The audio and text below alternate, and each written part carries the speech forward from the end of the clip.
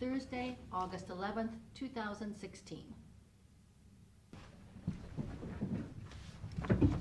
Allegiance to the flag of the United States of America and to the republic for which it stands, one nation, under God, indivisible, with liberty and justice for all. Second. Mr. Monahan? Yes. Mr. Farrell? Yes. Okay, Mr. Jack, you're up. All right, I'm here for the Department of Environmental Services bi-monthly report. I had a report prepared for 2 weeks ago, so it's about 2 weeks old. I just changed the date to today on it, and I did not update the report, so it's about 2 weeks old. The Bayview Sewer Project, all of the gravity sewer on Contract A has been installed now. There's still a couple service laterals left to install by underground utilities. At our last job meeting a week ago, we agreed that they could do base coat paving this fall and finish coat paving next spring. They're testing the gravity sewers. They're about 50% tested. Everything's passing the deflection test, so it's still round, all the pipe that they installed. The pressure test, they've had 2 failures out of the 50%, and those were on service connections. So they're fixing those as they go. Pump station number 1 is ready to get up and run as soon as Ohio Edison comes and installs the power to it. So we're waiting on that. Power to pump station number 2 has already been installed and is up and ready to go. On Contract B, Spear Brothers, the force main, the 6-inch force main directional drilling has all been completed. They're now doing the splices. There's about 10 splices that they have to connect the drilling pieces together at, and then they have about 60 foot of 6-inch force main right in Sandusky at the corner of Venice and Thorpe Road to install to the manhole we're connecting to. And then then they'll have to test it. How was that sewer really, it was really dirty when you had to clean it out in Sandusky side? Yeah. Yeah, we cleaned it out. Our guys cleaned it out. And we took it to watered it, took it to our landfill for disposal. I asked the city if they would pay for the landfill bill for that debris since it came out of their sewer, and it was a benefit to them for us to clean their sewer. And Aaron Klein initially said no to that. But I told him I would send him the bill and we'd discuss it. So I've got the bill now. I haven't looked at it yet, but I'm told the bill's in my mailbox, so I can pull it out and send it to him. We'll see where it goes from there. You would think they would pay their own. Yeah, we first asked them to clean it, and they couldn't clean it. They didn't have a truck available to clean and manpower available to clean, so we cleaned it ourselves, and so we could keep the project moving. And and they're going to get a nice videotape of what we cleaned and of their service laterals. They're going to have good records where their service laterals are and stuff. Those sewers, they're getting old over there, aren't they? At Yeah. Thorpe and Venice, that development's, it's been there a while. Yeah, it's an old sewer. Okay. Probably by November 1st, if not before that, we're going to send out notice to connect to all of the homeowners, all of the potential sewer customers to connect up. Your Regional Planning Commission has already circulated door hangers and are taking applications for low and moderate income people to apply for the $100,000 CDBG grant, block grant, to help them install their service connection, to pay for their sewer permit fee, and to pay for demolishing their permit fee with the health department to demolish the septic tanks. Monday, I think, Tim King told me they had 19 applicants as of Monday, applications. So we're hoping to get 30, 40 applicants. We think we have enough money for 30 to 40 of homeowners to get it. There's your income, I think, for a single person home is like $34,400.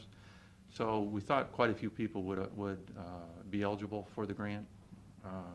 So anyways, we're hoping to get more applicants. We hope to use the whole $100,000 on the project, but you got to qualify to be able to get the grant. And how big of an impact on the bay and the lake will that project make, you think? Well, all the septic tank effluent, and not everybody has septic tanks in Bayview. Most people do, but not everybody has them. But those that have septic tanks and those that don't have septic tanks, all their effluent goes right into the bay right now. So all that will be eliminated. So it should be a large impact. It should reduce the bacteria in the bay and reduce the ability for algae growth in the bay also. Wastewater does feed algae. It's an algae food. Helps with algae growth. And that's pretty much the Bayview Sewer project. Salmon Creek Wastewater Treatment Plant primary screen replacement scope. We have an EPA permit now for that project. We have a building permit now for that project. And you guys already approved us advertising for bid, so I'm trying to get Jones and Henry to pick dates when they're ready to go advertise for bid on that project. So I'm assuming maybe as early as next week, we'll be ready to advertise for bid on that project. And that project should be, sorry, it's scheduled for completion in 2017. And there's a $175,000 grant from Ohio Public Works Commission, which is a 50% grant, not to exceed $175,000. Now, the cost estimate, since we went out for that grant, has gone up to $500,000. Every cost estimate I have that's 2 years old, every cost estimate's gone up now. And that was about a 2-year-old cost estimate when we did that application. So that thing has risen to $500,000. So we're not gonna get, 50% of it's not gonna be paid for by Ohio Public Works Commission the way it looks unless we get a great bid on that project. The sanitary sewer improvements from Mitawanga to the Huron sewer system. Section A, we went out to bids. The contract was awarded to Spear Brothers, and I asked for the status of that contract earlier this week. And Burgess & Nyepel is expecting to sign contracts back from Spear Brothers by the end of the week. So I'm anticipating maybe next Thursday we'll have contracts up to you to sign. And we can issue a notice to proceed on that. That project is supposed to be completed by the end of this year. So that's the force main replacement from A Street to the Huron Basin Wastewater Treatment Plant. The easement that we needed for that project along River Road, the property owners agreed to it. So that'll probably be coming up to you either next Thursday or the Thursday after that. I still don't have it signed and back. I just have an email that they agreed to the How many easement. property owners did you have to get easements from? Just one. Just one? Just one, that Warren Slag property. Then the project from Mitawanga to the A Street Pump Station, Burgess & Nyepel is still under design of that. That project also was estimated to be around $3.5 million. That's now, they are estimating at $6.5 million. That's gone way up also. Boy, that might not even, Yeah, it won't be as cost effective, it won't be cost effective. The payoff time for it will probably be 20 years or more. Now, what are we talking about? This is The sewer, to get rid of the Mitawanga wastewater plant to bring in the Huron from Mitawanga, okay. that cost estimate's gone way up to $6.5 million by Burgess & Nyepel. And but So- that's almost a necessity with that plant there. we got to do either expand the plant or bring it to Huron, one of the two. And the long term is to bring it, you know, if we're visionaries and have the money, we should bring it into Huron. A Okay. short-term fix would be to fix up the plant. The Huron Basin Wastewater Treatment Plant sludge dewatering and primary screen improvements, that's ready to go out to bid too, and I'm waiting on Jones and Henry to get us dates when we can go out to advertise for bid on that project. So their engineer's on vacation this week, so I'm not getting anything back till next week from them. So hopefully we'll advertise next week on it. And again, we have EPA permit for that. We have building permits for it. We're ready to go on that project. Marshall Avenue wastewater pump station capacity increase. That project's ready to go out to bid right now. Leah is going to be bringing up to you probably next Thursday the bidding documents, the cost estimate, and request to advertise to proceed on that. Where is advertising. that, Jack? Where is that actually on Marshall Avenue? Is that there by Dr. Hoffman's, across the street from Yeah. his? It's in that area. It's right at Sulphur Brook Creek crossing. Okay. It's not a real big creek, but Is it's. that where Mrs. Steerhoff's back? Yes, it's Steerhoff's driveway. To her back was her house. Yeah, Did she do that wall work there or what? yeah. Yeah, they did that wall work. And that used to be Reese's too, Reese Vending guy. One side or there, the other, by that creek, it's kind of that dip in Marshall there. Right. Yeah, Used to might be be. Reese from Reese Vending, Could be. Yeah, he had the brown house, I think. back in the sixties, seventies. Yeah. Ed Reese. The one water project we're working on, the Harris Road Water Tower and water distribution improvements. The design of the water lines are done by Pogomeyers. They're submitting to EPA for a permit to install for that. And I think by next Thursday, or for the following Thursday, we'll have a resolution up asking you to approve the plans and the cost estimate and authorize us to advertise for bid. The estimate's around $220,000 for the water line improvements, $370,000 for the water tower on that. We want to get that done before the paving's done, so we want to get it out to bid as soon as we can, the water distribution Who does improvements. those installations of those towers now? Chicago Bridge and Iron still does it. CBI? Caldwell Tanks, there's about a half a dozen of them still out there in the business. I did want to say billing water software, we received quotes on new billing water software. I think there were 5 quotes. We shortlisted to 3 firms. We had demos this week on it from the 3 firms. And the selection committee's meeting tomorrow to try to select what firm we want to go with. Really nice software. The customer's going to be able to pay off their computer. They're going to be able to look at their bill on the computer. They're going to be able to pay with credit card on the computer or with a bank account off the computer. They're going to be able to see their water history record and all those kind of things. So I'm really excited about that. We're hoping to have it up and running by January 1st. Don't hold me to that, but these 3 that demoed said they could do that by January 1st, so we'll see. This is not the metering system. This is not the metering system. The cost for 5 years, there's maintenance costs every year and all that, so we're looking at comparing 5-year costs for each of the firms. Looks like it's gonna be around $250,000 for 5 years, so about $50,000 a year is gonna be the cost, the way it looks. But it's gonna be a huge improvement. It's gonna save time for the billing office girls, so they'll be able to do other things and get caught up on other stuff. It's gonna be really good, and it should be very user-friendly for the customers. So, automatic meter read system, that's what you were talking about, Tom. We've gotten 1 proposal in from Zenner, and Zenner stuff keeps failing everywhere. So we really don't want to use Zenner, even though it's really inexpensive. We want to use something that's What's it's your good quality, it's gonna last. Huh? What's Huron using? Zenner. And They're having I lots thought of, they they were having still are on problems. quarterly. 2 years ago, they installed it, and they're still doing quarterly reads because they can't get it to work good enough to go to monthly reads, so. I mean, they're having a lot of problems with it, so. Neptune's supposed to be giving us a proposal soon on it, and the treasurer, we met with her, and she agreed that she could fund that for us with internal borrowing over 10 years, at an interest rate a little over 1%. So, interest rate won't be set until we actually do the loan agreement with her, but nonetheless, it's a little over 1%, between less than 2%, For how many years? 10 years, Thank you. yes. Landfill, we've selected CEC as our new engineering firm out there, and we have met with them, and we are preparing a proposal to present to you that will design a new gas collection system. So it's a design and a permit from EPA for a new gas collection system, so when our current system fails, we'll be ready to proceed with improvements right away. We're not gonna go out to bid with it anytime soon until our system currently fails. Current system's working fine, don't have to do it, but it could fail at any time.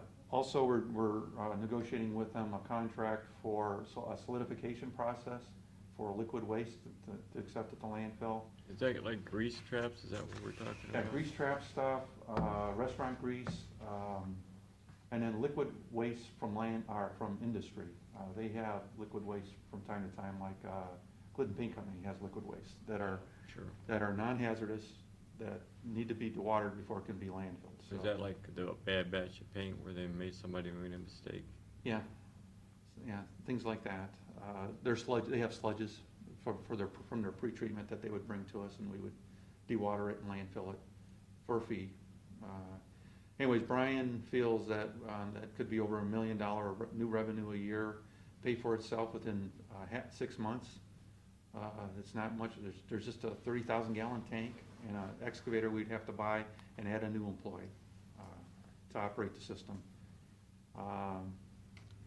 And one of the companies that we would use for a bulking agent would be the Mississippi Line Company, the old Huron Line plant. We could use their line. Have you run that test on that line yet? Yeah. It grows grass really well. You say it grows grass? It does. Barnes said it didn't, so. It grows grass really well. We grew grass on it. It's better than our dirt does. Okay. Hard to We believe. might have better fertilizer out there. Yeah. We'll put more stuff in the landfill. So anyways, once we get proposals in from CEC on those, I'll be bringing them to you. Who, CEC is, where are they out of? Toledo, they're a huge engineering firm. They have offices, their main office that they're gonna deal with us is out of Toledo. Their gas guy is out of Indiana. Really sharp guy. He has great ideas on landfill gas. We met with him 2 weeks ago, and geez. I say, because it sounded familiar. I think we may have used this company with our landfill, for landfill gas, when we were in Wabash, Indiana. Oh, Yeah, you Could probably be. did being from Indiana. Yeah. but they have offices all over the United States, so they're huge. And they're taking, whose place are they taking? Manning & Smith Group. That's pretty much the report. Okay, All right, Jack. Landfill, one more question. Yes, sir. How are we doing with the project with the land that we were looking to swap? Hi, I have an appointment scheduled with Dale Kaufman for Tuesday, right? Thanks, Tuesday Yeah, morning. Tuesday morning of next week. Jerry's gonna come also to that meeting, and, So it looks positive? yeah. Well, they're gonna do the contact with Mr. Suckelman now. Maybe I'll sit in with him, I don't know, maybe not. Okay. We'll see how Dale wants to proceed, but nonetheless, Okay. it's starting to proceed. All right, thank you. Good report, Jack. Thanks. How are you today, Karen? I am fine, thanks. How are you two? Very good. Carolyn and Gary?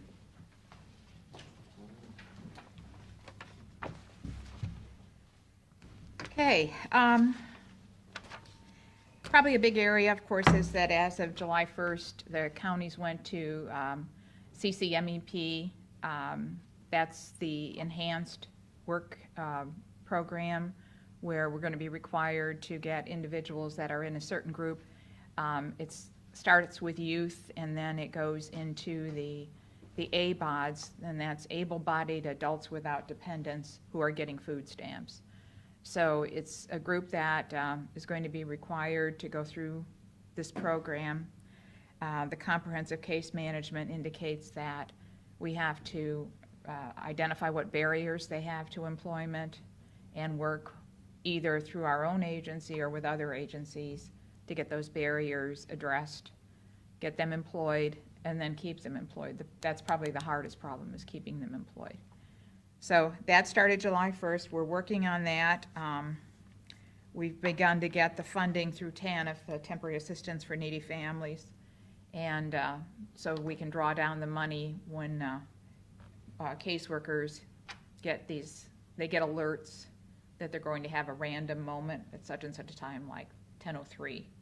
So whatever they're doing at 10:03, they have to document that in their system, and that gets submitted to the state, and we draw down money for that. So those go on every day, all through the agency. And that will be where a lot of the money for this project comes from. I gave the statistics there that we had 3,412 people walking through the agency in June and July. That's a little bit of an increase. A lot of them are, of course, the high school and college kids who are starting to find their summer jobs. Some of them are people who have jobs but aren't getting enough hours, so they're seeking a second job. At the end of July, there were almost 37,000 jobs available within a 50-mile radius of Sandusky. We held 84 workshops during this period, and we did have the state has given us new hardware to use for client registration, so that's been put in place, and it replaces the old one that had been used for a few years. In family and workforce, they're at a 96 timeliness rate for SNAP, which is the food stamps. There are 5,023 individuals on that program, food stamps. During this 2-month period, there were 1,172 gas vouchers released, and this, of course, is for people who have medical appointments or they have some kind of job-related, and those aren't nearly as many, but it's primarily Medicaid. How does that card, is that card with the, for food stamps, is that fairly effective, and how do they load that card again? It gets loaded every month on the date that they would ordinarily be approved for food stamps. But how do they physically load it? They have to put it in a computer, or? It's loaded automatically. They don't have to do anything. I think that again, I think when they first use it, that's, How they load it? yeah. So the first time they use it in that month, it'll get put on that way. We have 463 nursing home cases, 4,784 Medicaid cases, and they processed 905 new cases for other services. Over the weekend of July 29th, all the systems went down. That was Friday. So all day Friday, they didn't have any systems, and that was because the state was migrating any cases that were still on CRISI or MAGI onto the OIE system. So that migration occurred all during the week, and it went smoother than the state expected, but the glitch that they anticipated could happen did happen, which was all those Medicaid cases, when they transferred over, the budgets that are inside them that makes the person eligible for the Medicaid didn't transfer. So they're now manually recreating all those budgets in those cases. So that's an intensive project right now in our agency and across the counties. I would say that at this point, the shared services that I've talked about before, and of course we're part of a group, it seems as though those are really getting put more and more on the back burner because they haven't really worked as smoothly as they anticipated with the idea that you would have a call center. So we're still in the group. We still have meetings every month, but the time when Erie County's group will go on active with the shared services it was in January of 2017. Now we're looking at probably farther into 2017. The children's services currently have 95 children in custody. It's down, but I think that probably the biggest reason for that is not because we haven't been called out more and taken kids, but because the court, Judge Delmater, has been very helpful there and kind of thought outside the box. And he allows us to not have custody come through us because, we're kind of the middle person. We would take the kids into custody. They would give us legal custody, but then there would be a relative or a kinship person who's ready to take the child. Well, he lets us step back. We've got the children. We're giving them protection or, whatever we need to for the little bit of time until we can make sure these people are appropriate. And then he gives custody to them. Oh, you're So- just kind of like a way station now, huh? Exactly, for a lot of the cases. Because a lot of times when we take children right away on the scene, there's somebody there that's a grandparent, a friend or something, and they say, we don't want the kids to go into foster care. So we start the process right away. We might have to temporarily put them in a foster home for overnight or a day or so, but as soon as we get clearance on these people and the court's satisfied with that, they'll give them legal custody.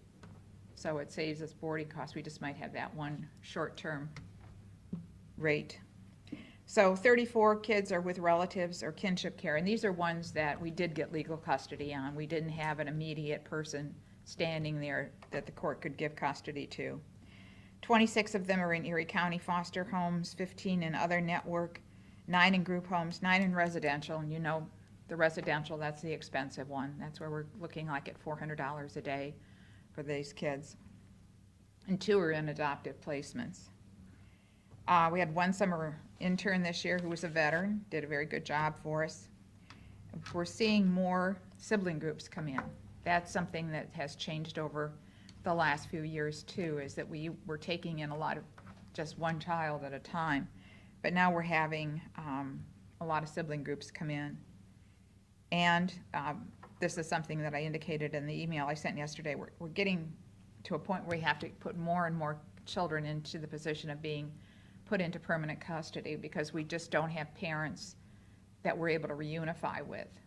Variety of reasons. Most commonly, it's that the addiction hasn't been brought under control. They can't meet the terms of their case plan. We can't safely put them back. And it's not something that in the foreseeable future. So we get to the almost to the 2 years, and we've got to act quickly. In some cases, parents are dead. We have, quite a few of the kids that come into custody are from single-parent homes. The parent dies. The other biological parent maybe has never been in the picture, isn't available.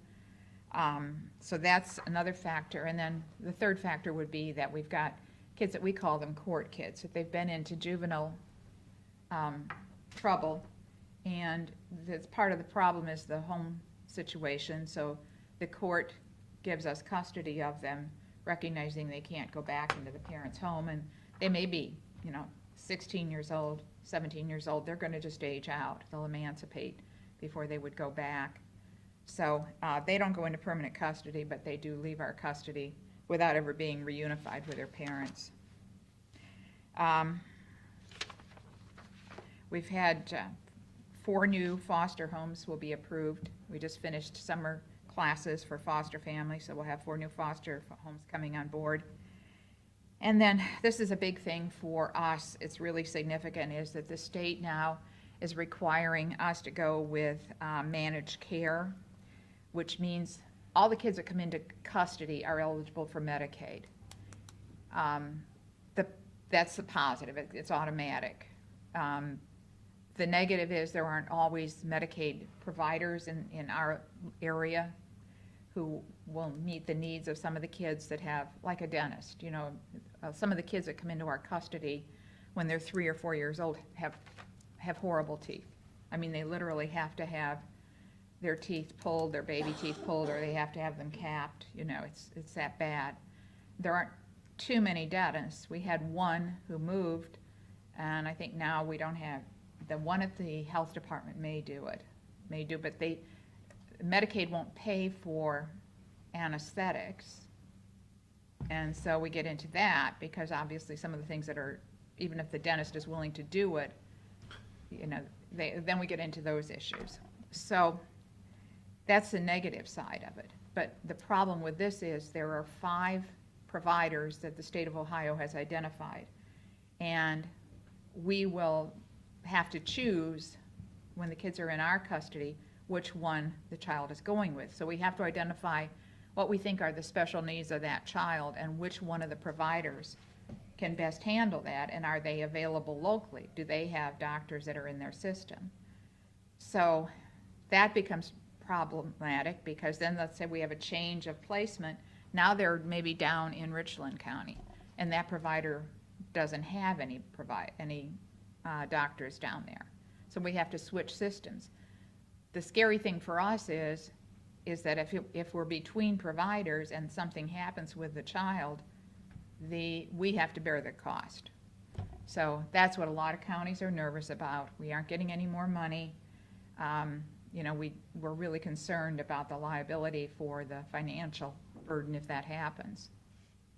So it doesn't become effective for us until January of 17, but we're working very hard. We want to get, someone in our agency really at an expert level on this and be the one that could oversee the potential changes from one system to another. Well, you would think the health department could do that with their Yeah, you would think so. with their With their clinic. dental clinic. Yeah. That's the trouble. They, you know, they're not on the list. There's 5 that are on the list, and you're mandated to use one of those 5. Why wouldn't they do it for free? Yeah, Or very why wouldn't they do it reduced for rate. free? I don't understand. Well, I think the problem, again, like with the dental, if you have something serious for a child, you want to, they normally, if they're very young, they anesthetize them rather than trying to just give them like Novocaine or something, because they, you know, they have to be still, and Medicaid won't pay for that. So that would be something then that we have to pick up on. Okay. We haven't had the problem in the past because they've given us kind of a pass on that, and they've let a dentist who will take Medicaid if he says, I'll take the child, but this is, you know, they have to write this description of why, even though you don't want to pay for anesthesia, this is why we have to have it, the extensive nature. So I'm not sure that when we get into these networks that we'll get that same kind of cooperation. So that's kind of really the thing we're focusing on right now. We've had some training. We had some training last week, and we're really getting together to come up with a plan. In child support, we had the tax information security team. We're here on July 19th. They have to make sure that any tax information that we keep in our agency is securely housed, and how we handle it, how we destroy it, where we store it. Very, very extensive. That, you know, like every time we have a piece of tax information, it has to be logged with a number. Every time it changes hands, the new person has to log it into. We have to have signs around. If every file, physical file, if it has any tax information on it, has to have that on the front of the file folder. So I think we did really well. We're still waiting for the report to come in, but just from talking to the group, I think the 2 things we have to deal with will be the files that we have stored here in the basement, because they're not behind 2 locked, there have to be 2 locked barriers for any tax information, and down there, they're still accessible to other people. So we've got a project coming up that will purge those files, get all the tax information out, and have it shredded, and just then we're going to clean the files to the point that the only things we have to maintain are payment history records, and those wouldn't have the tax information in them. And there's no administrative files down there. Those are the only ones where we're the keeper of the record. The court's the keeper of the record of the rest. So we should be able to get everything out of there. We won't have any boxes down there at all. We're starting that project in September. The other one is we have that closed file room at the agency, and that does constitute double locks. There's 2 locks before you can get back to it. But we have other units have files stored in there. So because other people in the agency could get in there and they could potentially see tax information. So we're going to have to deal with those too. Incentive numbers for the year thus far for child support, paternity establishments at 99.77%. Order establishment is at 95.8%, 80%. Collection of current support, 72.01%. And collection on arrears, 73.58%. We're happy with that. That's probably the highest we've been in quite a while. Well, I would say that's just the highest we've been. We've just incrementally increased every year. In fiscal, the new transportation contract calls for 4 providers. We expect to see a significant drop in cost. The problem with one provider is it's really open to fraud, and we had things like 2 people have an appointment at the Cleveland Clinic a half hour apart, and the taxi, they would send 2 taxis. You know, so the contract now spells very clearly how there has to be a consolidation, how there's going to be a review, and so on. So we think we'll see the costs go down. Again, this is federally reimbursed, but it's still taxpayer money. Single audit, they're done with that. We haven't gotten the results, but we don't expect any findings. They seem to be pretty happy. Labor and Management, our bi-monthly labor management meeting, we had Kevin Moyer in, who's a mediation specialist. 2 audits were completed, the medical slip one for the auditor and the job description one for human resources. We attended a course, a seminar on managing toxic employees and social media in the workplace. And then we had the conversion project of running history reports from TimeForce One, our timekeeping device, to TimeForce 2, the software that replaced it. And building, and we've completely converted to Outlook from GroupWise. That's going pretty well. And JFS Cares, our charitable foundation that's in the agency, was a runner-up for the Lavender Award for community service. That's what I have. Okay. Questions? No, I'm good. How's that? Thanks for the reply that I sent you. I think you covered some of that, so. Yeah, I did. Thank you. You're welcome. Thank you. Nice seeing you, Karen. Have a great weekend. Thank you, you as well. Okay, we're ready for the rock salt bid for the highway department. Morning, Matt. We got one bidder probably. Or did we get That'll be two? interesting. Thank you. Cargill. Well, we got more than I expected. Well, we'll see if they submit them. Oh, it's good. Good point, Carolyn. Wanna Compass say thanks, Mineral, but no thanks. Compass Mineral, I've never heard of them before. Okay, our first bid for the rock salt is from Morton Salt out of Chicago, Illinois.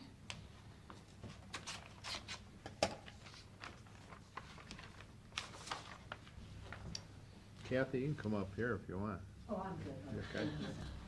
They do have a bid bond present.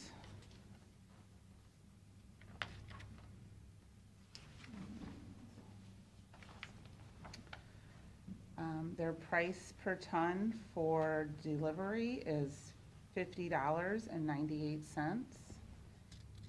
And price per ton for pickup is $46 and no cents. 46 and change? No change. No change, yeah.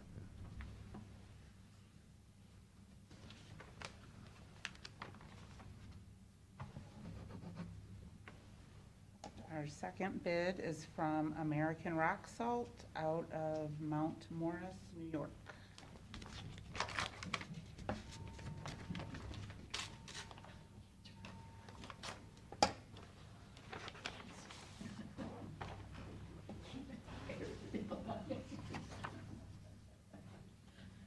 And they did not offer a bid at this time.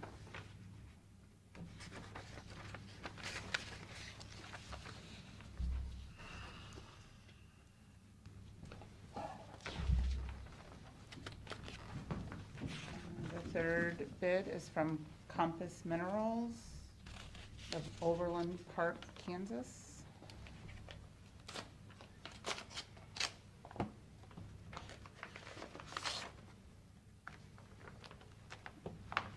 And they do have a bid bond present. I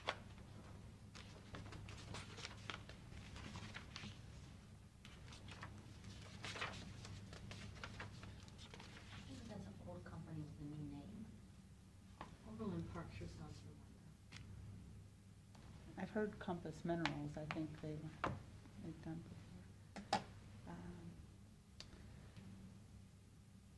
Their price per ton for delivery is $49.16.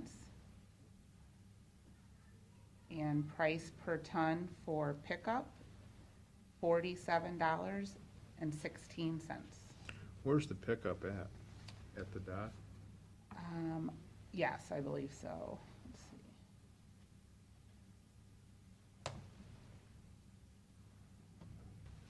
I think it was specific.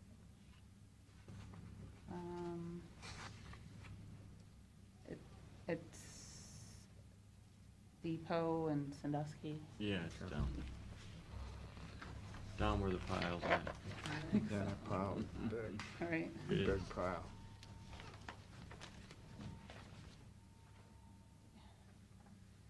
And The next bid is from Cargill, Cargill, yeah. from North Olmsted, Ohio. Yeah, 2 years ago, what they had left, I could have put in the trunk of my car. I know, they were using it. Jack still got stuff over Well, here. we went a whole year without buying any. Yeah. And they did not submit a bid at this time.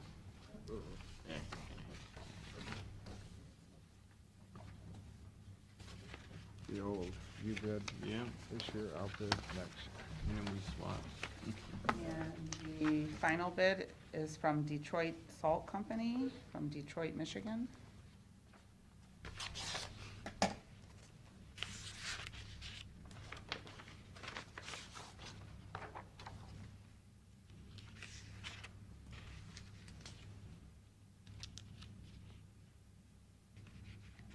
And their price per ton for pickup is $38.00. Hmm. And their price per ton for delivery is $40.22. Wow. You taking them by the dock also? Their pickup is a Toledo address. The pickup is? Mhm. Delivered $40.23. Morton's And they have got a a big pile of salt. check I think present I made for their some. bid guarantee. Okay, Make a motion that we turn these over to the engineer's office for consideration. second, Mr. Monahan? Yes. Mr. Farrell? yes, Okay, resolutions. yes.